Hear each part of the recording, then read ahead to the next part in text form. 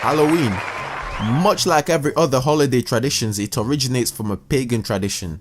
That's right, children, there's no mutant bunny that gives away free chocolate in the Bible. Or is there?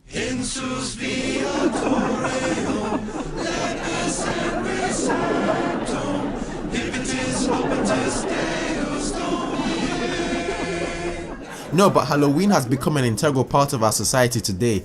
Each and every year we think about how many candy we'll get, how many houses we'll egg, and most of all, what costume we'll wear.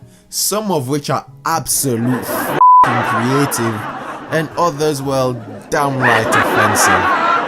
That's right, Halloween is the only time you'll see a Klansman and a black man getting along. But the question is, how did the pagan tradition become the holiday we know and love today? And well, the answer is thanks to the infamous prank group known as FarsiTube. But before we get to that part, we have to go back a few thousand years to one of Europe's early tribes known as the Celts, who celebrated the Samhain Harvest Festival on October 31st to welcome the new year. For people back then, harvest was no joke. It was a matter of life and death. Without harvest, so many people would die.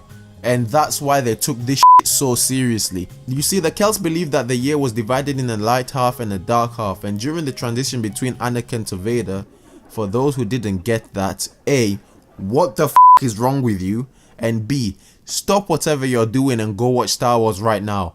I don't care if you're giving birth, this is not optional. No, but during the transition between light and dark, the boundaries between time and space was so thin that the spirits of the dead and other realities would wander in our reality. So in order to appease these spirits, the the Celts, would parade to the edge of their village with offerings of food and sweets in order to lure the evil forces away. Looking at this, it really makes me wonder just how different Star Wars would have been if Yoda had only given Palpatine some sweets. Now, although the Celts may have been the ones who created this Samhain tradition, it was the Christians who initially popularized it. But instead of Samhain, people called it All Hallows Evening, which eventually shortened to Halloween. That's right, the people who often say that Halloween is a satanic holiday for sinners played a huge part in creating it. I mean, just look at how much they added to the tradition. There's the name, the witches, the jack-o'-lantern, and partially trick-or-treating. But it wasn't until the Irish came to America that Halloween began to take its modern form. In the early 20th century, a boy by the name of Finnegan Murphy and his ragtag gang of mischief, simply known as FarsiTube, began playing pranks on the public. Now, most of these pranks were not too destructive at all. There were the types of pranks that would have made you say kids will be kids and you will get on with your day after that. However, the FarsiTube gang were not satisfied with that. They wanted more, and so they decided to take their pranks to the next level. Excuse me, what's your name? Mary. Nice to meet you. Fuck you. He's got pranked, bro. Things got out of hand so quickly. You had kids setting buildings on fire, crashing cars, removing gates from farm fences to let animals escape.